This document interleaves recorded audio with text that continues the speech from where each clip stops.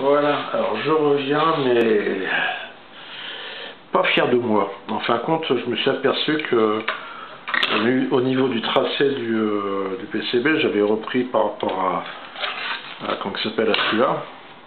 Donc attendez que je vous voyez, c'est celui-là, ouais. Donc on peut constater qu'en fin de compte, si on met les deux côte à côte, j'ai fait une erreur, quoi. C'est que là, l'espace qui est entre là, les CV, là, l'espace entre là, en fin de compte, il est différent de celui-là. Et comme j'avais retracé cette partie-là, et ben, je me suis gouffré dans l'écartement entre les deux CV, entre celui-là et celui-là, et celui-là et celui-là. Du coup, bah, les 20 pifs, donc ça c'est picofarades si vous préférez, c'est les rouges, et les 5 picofarades, bah, j'ai dû les mettre derrière, en dessous. Et c'est ballot. Donc en fin de compte, les 20 pifs suffiraient, mais moi j'ai rajouté des 5 pifs en parallèle pour avoir plus de confort de réglage.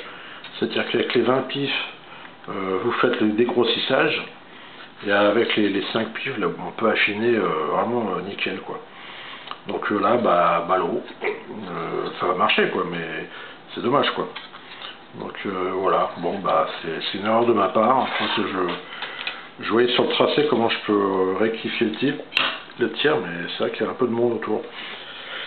Donc bah, je regarderai ça à tête reposée, quoi, pour les prochains tirages. Ça c'est le premier du tracé final, mais final avec une erreur. Voilà. Donc bon, c'est pas méchant, ça s'empêchera pas de faire fonctionner l'oscillateur local, mais c'est dommage, quoi. Donc l'étape suivante, en fait, pour en revenir, c'était si on fait le point, bon bah, les supports C, on l'a redit, les connecteurs SMA, les relais. Non, avant les relais, on a mis les connecteurs à broche, indispensables. La preuve, regardez, comme on ferait pour passer la pince, j'en ai parlé sur la vidéo, de d'abord mettre les connecteurs à broche avant de mettre le reste, tout simplement parce que dès qu'on a un composant à côté qui correspond à ces connecteurs à broche, ça va gêner. Donc il faut bien les mettre dans l'ordre comme sur les vidéos, les uns après les autres, quoi, méthodiquement. Donc là, bah, tout est mis. Alors ça, pourquoi j'ai mis les CVA avant? Tout simplement à cause des quartz, c'est qu'il y en a deux ici, et ils sont assez hauts, ils prennent de la place. Et là, bon, bah, comme il était prévu de mettre les deux petits CV qui sont en dessous ici, les quartz auraient pu gêner avec les doigts. On n'a pas des doigts j'ai pas des doigts de gonzesse.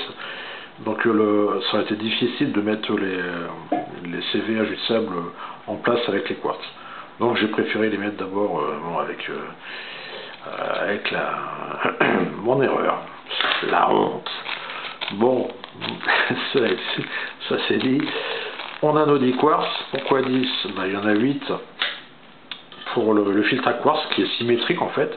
Pour rappel, si vous avez vu ou si vous n'avez pas vu le sujet sur l'étude de ce montage, vous verrez pourquoi il y a 8 quartz. Et ce n'est pas un filtre à quartz 8 pôles, mais un 2 fois 4 pôles.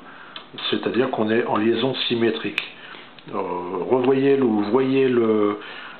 comment ça s'appelle, le sujet de l'étude, vous verrez, c'est pas mal.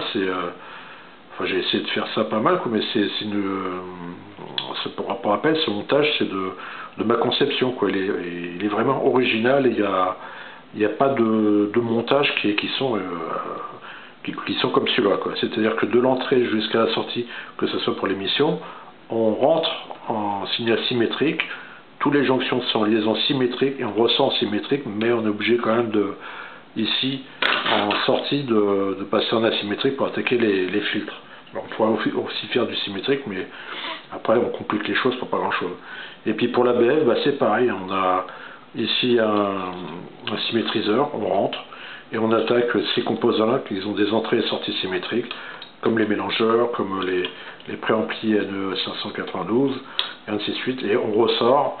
Ici on pourrait ressortir en symétrique aussi l'audio, mais là c'est pas nécessaire. Donc en fin de compte, il y en a une sortie qui va aller attaquer l'ampli BF, et l'autre partie le contrôle automatique de gain. Voilà, là je m'éloigne un peu du sujet, mais maintenant bah, on va s'occuper des quartz, donc ça va être un sujet suivant. A tout à l'heure.